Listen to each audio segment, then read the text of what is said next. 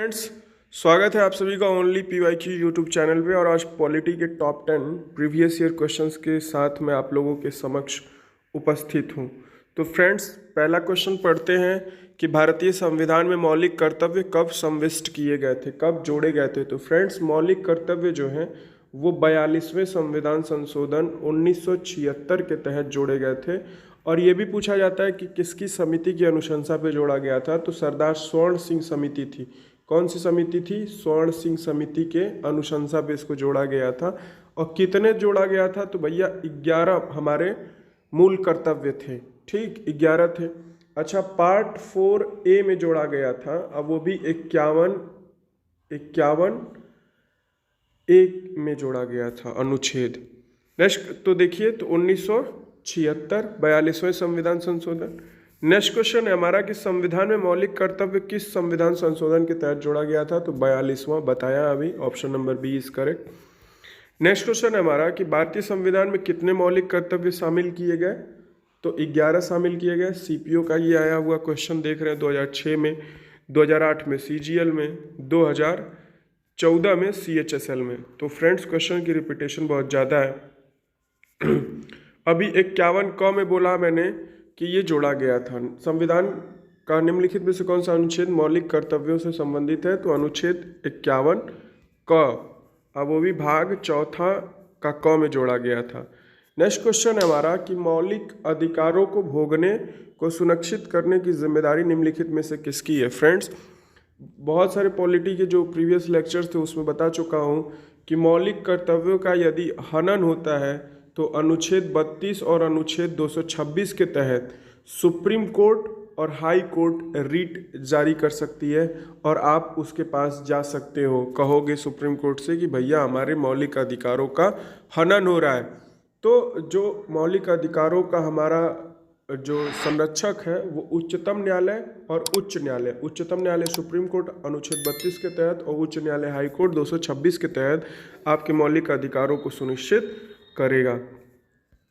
कह रहा है कि मौलिक अधिकार निलंबित किए जा सकते हैं राज्यपाल द्वारा, राष्ट्रपति द्वारा, प्रधानमंत्री द्वारा, विधि मंत्री द्वारा।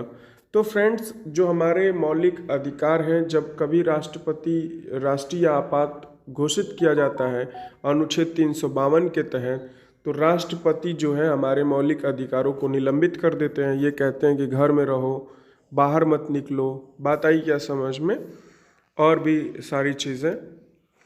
भारतीय नागरिकों के मौलिक अधिकारों को निलंबित किया जा सकता है राष्ट्रीय आपात के दौरान, अब वो भी राष्ट्रपति करेंगे। ये बात याद रखिए। ये MTS 2008 का क्वेश्चन, ये CGL 2012 का क्वेश्चन।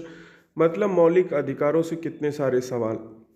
नेक्स्ट क्वेश्चन है हमारा कि मौलिक अधिकारों पर यथोचित प्रतिबंध कौन लगा सकता है।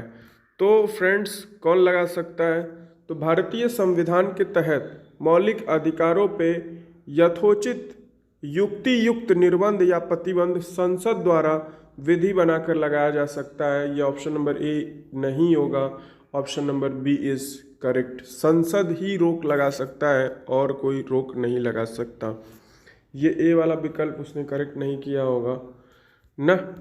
नेक्स्ट क्वेश्चन है हमारा कि निम्नलिखित में से कौन से अनुच्छेद में समानता का अधिकार की बात की जाती है।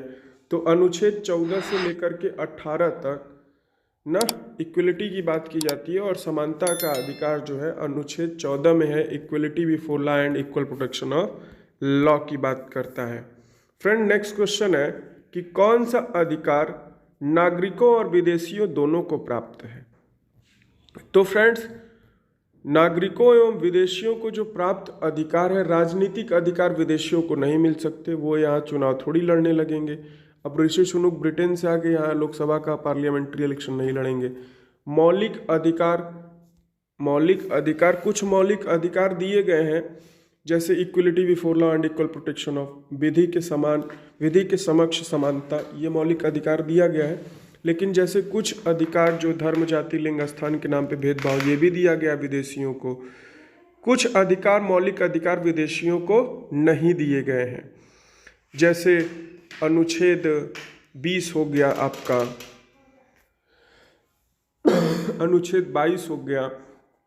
सिविल अधिकार, ये तो कोर्ट कचहरी, ये जमीन जायदाद से रिलेटेड है। तो ये भी अधिकार विदेशियों को नहीं दिया जाएगा।